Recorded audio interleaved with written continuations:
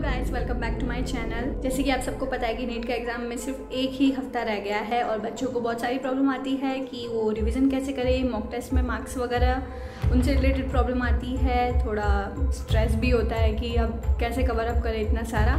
तो उसके रिगार्डिंग मैं ये वीडियो बना रही हूँ क्योंकि मैंने ये चीज़ पहले फेस कर रखी है, प्लस मेरी सिस्टर भी ये एग्ज़ाम अब देगी एक हफ्ते बाद, तो मैंने सोचा कि इस पर एक वीडियो बना देती हूँ। सबसे पहले दिक्कत आती है रिवीजन की कि पूरे सिलेबस को एक कंसाइज कैसे करें, कैसे कॉन्फिडेंस आए कि हाँ अब हमें सारी चीज़ें आती है। उसके लिए आपको फिज़िक्स में पहले मैं शेयर कर देती हूँ कि फ़िज़िक्स में अगर आपने शॉर्ट नोट्स बनाए हैं तो बहुत ही अच्छी बात है, जल्दी से शॉर्ट नोट्स को रिवाइज़ करो और उसके सर ने जो क्वेश्चंस कराए हैं वो कर लो कॉपी में और PYQ कर लो, ठीक है। अब जिन्होंने शॉर्ट नोट्स नहीं बनाए उनको भी टेंशन लेने की कोई ज़रूरत नहीं है। जो भी आपका चैप्टर है, ठीक है, अगर बड़ा से बड़ा चैप्टर है, आप सिर्फ उनको फॉर्मूला जल्दी से फॉर्मूला रिवाइज़ कर लो। उनके पहले राउंड में सिर्फ जल्दी से फॉर्मूला रिवाइज़ करने हैं और उसके बाद में सर के जो क्वेश्चंस हैं उनको करना है, देख के करना है, बिना देखे नहीं करना है, क्योंकि एक हफ्ते बाद तुम्हें वो पूरी उसकी जो प्रोसीजर है वो याद रहेगी, जो भी उसकी मैकेनिज़्म है वो तुम्हें याद रहेगी। तो बिना देखे मत करो, क्योंकि बिना देखे करोगे बाई चांस कोई क्वेश्चन नहीं हुआ तो तुम डिप्रेशन में आ जाओगे, अरे ये क्वेश्चन तो अभी तक मेरे से हो ही नहीं रहा, मेरा सिलेक्शन होगा कि नहीं होगा। तो ऐसी चीज़ें बिल्कुल नहीं करनी है जो हमारा कॉन्फिडेंस लूज़ करे, ठीक है। और साथ में PYQ लगाने हैं। ओके, कुछ PYQ होते हैं कि जो बहुत लेंदी होते हैं, हमें लगता है कि यार हो नहीं रहा हमसे क्वेश्चन, कोई बात नहीं, कोई लोड लेने की ज़रूरत नहीं है। तुम उसकी मैकेनिज़्म देख लो कि कैसे करते हैं, क्या पता वो क्वेश्चन रिपीट हो जाए और डिजिट्स चेंज हो जाए तो तुम उसको सॉल्व कर सकते हो, तो परेशान मत हो। वैसे तो सब जानते ही होंगे कि फिज़िक्स में वेटेज वाले चैप्टर कौन से हैं, फिर भी आपको सबसे पहले इन पे फोकस करना है। सेमीकंडक्टर, मॉडर्न फिज़िक्स, थर्मोडायनेमिक्स और जो वर्क पावर एनर्जी है, ग्रेविटेशन है, SHM, फ्लूइड्स, ये वाले जो चैप्टर हैं ना, इनमें से मैक्सिमम क्वेश्चन आते हैं। और जो मैग्नेटिज्म है ना, उसके अंदर जो फॉर्मूलाज है, ठीक है, अभी भी टाइम है, एक हफ्ता है, तो आप एक काम करो कि उसमें सारे जो फॉर्मूलाज हैं ना बहुत सिमिलर हैं, तो वहाँ पे जाके ना याद नहीं आते। मेरी सिस्टर की भी यही प्रॉब्लम है कि वो मतलब मॉक टेस्ट में जब टेस्ट दे के आती है ना, तो हर चैप्टर में ऐसा होता है कि उसके लिए वो ब्लर हो जाता है कि भाई यहाँ तक आधी मैकेनिज़्म तक तो मैं पहुँच गई, अब आगे कैसे सॉल्व करूँ। वो क्यों? Lake of revision. तो आपको अभी लास्ट टाइम पे यही करना है कि जो सर ने नोट्स जो बनाए हैं ना, जो आपने नोट्स बनाए हैं उनको अच्छे से रिवाइज़ करना है। हाँ, आपने बहुत बार पढ़ लिया होगा, लेकिन आप पन्ने मत पलटो, ठीक है। आपको कॉन्फिडेंस होगा कि हाँ ये आता है, लेकिन वहाँ जाके ब्लर हो जाता है। तो आप क्या करो, अपने पढ़ने के तरीके को चेंज करो, एक जगह बैठ के पढ़ो, वहाँ कॉन्सेंट्रेट होता है तो अच्छी बात है, वरना बोल कर पढ़ो। फिज़िक्स का फॉर्मूला है, बोल के पढ़ो, क्योंकि बोलोगे तो दिमाग में जाता ही है वो कहीं ना कहीं, क्योंकि एक ही वो बस हम एक ही तरीके से पढ़ते रहते हैं ना, तो हम थोड़ा सा बोर हो जाते हैं। तो नेक्स्ट हम बात करते हैं केमिस्ट्री की। केमिस्ट्री में भी जो इनऑर्गेनिक केमिस्ट्री है, इनऑर्गेनिक केमिस्ट्री में जो भी आपको सर ने नोट्स बताए हैं उनकी एक एक लाइन फिर से पढ़ो, क्योंकि आज संडे है, फिर नेक्स्ट संडे तक आपको सब कुछ याद रहेगा। भले ही आपको कितने अच्छे से नोट्स आते हो, आपको पेपर नहीं पलटने हैं, क्योंकि फिर अभी तो आपको लगता है कि सब आएगा, पर वहाँ जाके थोड़ा सा नहीं रिकॉल होता। सो नेक्स्ट है ऑर्गेनिक केमिस्ट्री और फिजिकल केमिस्ट्री। IUPAC को आप बिल्कुल भी हल्के में मत लेना, सारे उसके रूल्स पढ़ के जाना एंड टाइम पर, क्योंकि उससे एक क्वेश्चन पक्का आता है, ओके। और ऑर्गेनिक में यही है, रिएक्शंस को लिखो, ठीक है, एक रिएक्शंस को एक बार लिख लो। जैसे कोई भी रिएक्शन का नाम है, जैसे एल्डोल कंडेंसेशन है, तो क्या मैकेनिज्म से वो सॉल्व हो रही है, ताकि वहाँ पे आप कर सको। तो एक रिएक्शन को एक बार फिर से देख लो, एक चीज़ देख लो। और ठीक है, अब मेन प्रोडक्ट तो सबको पता होता है, लेकिन जो साइड प्रोडक्ट होता है ना ऑर्गेनिक में, वहाँ दिक्कत आती है, क्योंकि आजकल वहाँ से भी क्वेश्चन आ जाता है कि मेन प्रोडक्ट नहीं पूछते, साइड प्रोडक्ट पूछ लेते हैं कि उसमें N2 गैस निकली या कौन सी गैस निकली। तो यहाँ फोकस करना।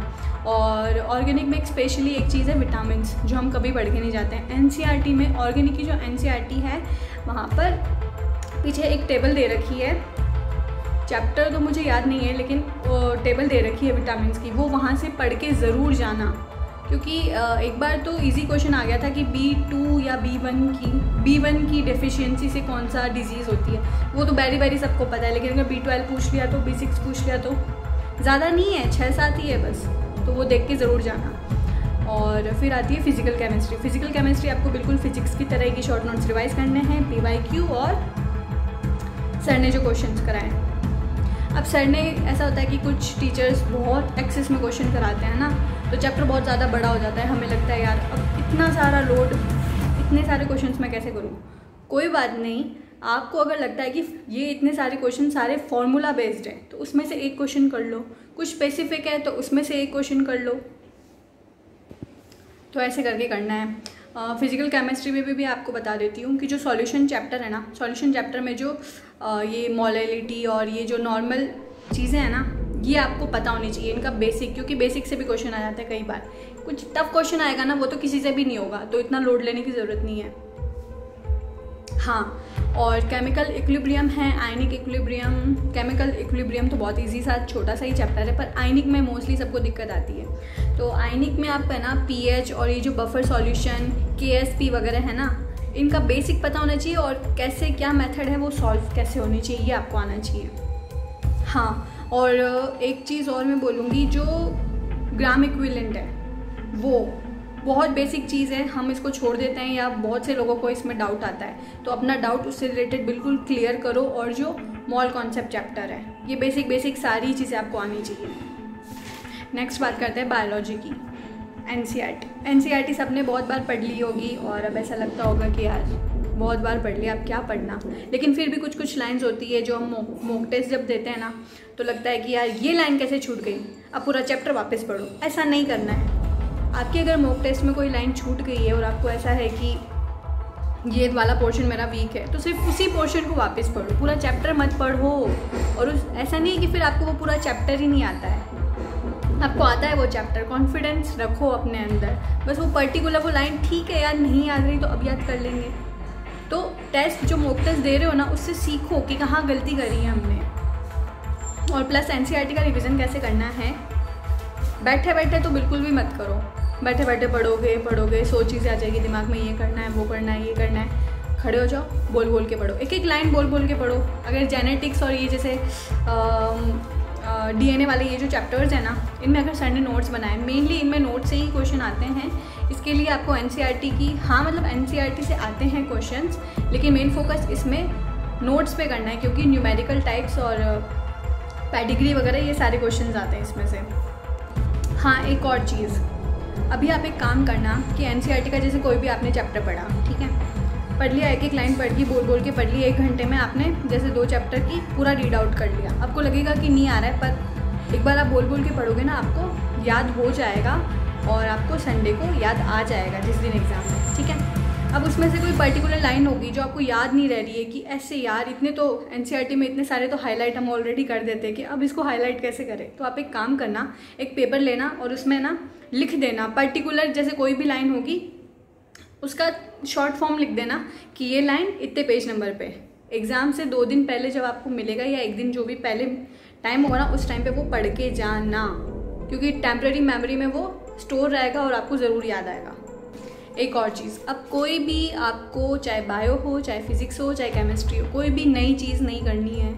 आप अगर यूट्यूब पे अलग अलग अब टीचर्स के क्वेश्चंस लगा रहे हो तो वो अब बंद कर दो, क्योंकि फिर उससे आपका कॉन्फिडेंस लूज़ होता है कि यार ये भी नहीं आ रहा, वो भी नहीं आ रहा, इसका कर लिया मैंने तो अब उस चैप्टर का भी कर लेता हूँ, अरे यार उस चैप्टर से क्वेश्चन ही नहीं आया। तो इसलिए अभी जो पढ़ा है आपने पूरे साल उसी को रिवाइज़ करो।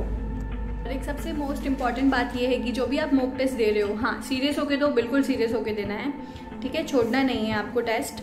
और इसके जो मार्क्स आते हैं, किसी के 350, 400, 450, 500, इस एवरेज में भी बच्चे बहुत सारे होते हैं जो बहुत परेशान हो जाते हैं कि यार 600 तक तो बन ही नहीं रहे, तो नीट में कैसे बनेंगे। ऐसा कुछ भी नहीं है, ये टेस्ट और नीट का एग्ज़ाम टोटली ज़मीन आसमान का फ़र्क है। बहुत अलग पेपर आता है, मतलब इतना टफ भी नहीं आता जितना मॉक टेस्ट में हमें कोचिंग्स में करवाया जाता है, क्योंकि वो अपन को प्रिपेयर कराते हैं कि अगर नीट का कभी टफ पेपर आ गया तो तुम उस चीज़ को कैसे टैकल करो, इसलिए वो पेपर्स उस अकॉर्डिंग से सेट होते हैं। तो बिल्कुल भी टेंशन नहीं लेनी, आपको बस उन गलतियों से सीखना है आप, और बिल्कुल रैंक और ठीक है रैंक और पे फोकस करो कि हम कहाँ पे लाई कर रहे हैं। कंपेयर थोड़ा बहुत करना चाहिए ताकि वो हमें फॉरवर्ड करता रहे, पुश करता रहे, लेकिन इतना कंपेयर भी नहीं करना है कि बिल्कुल उस टेंशन को ही लेके बैठे हो आप, क्योंकि हमें सिर्फ MBBS की एक सीट निकालनी है, ठीक है। रैंक नहीं रैंक उसके नेक्स्ट बात आती है वो, तो पहले एक सीट तो निकाल लो, वो सिक्योर कर लो, उसके बाद में रैंक की बात करेंगे। द बेस्ट टू एवरीवन, बहुत अच्छे से एग्ज़ाम देना, बिना किसी परेशानी के, बिना कुछ माइंड में कोई भी थॉट नहीं लाना है, बस पढ़ाई करते रहना है, पढ़ाई करते रहना है। खुद को ना फ्री रखो ही मत बिल्कुल भी कि कोई थॉट आ पाए, बस करते जाओ करते जाओ करते जाओ, अपना मैक्सिमम इस वीक में लगा दो, जिसके रिजल्ट्स आपको बहुत अच्छे मिलेंगे। तो या तो जाने दो या फिर अपनी जान लगा दो। मिलते हैं नेक्स्ट वीडियो में।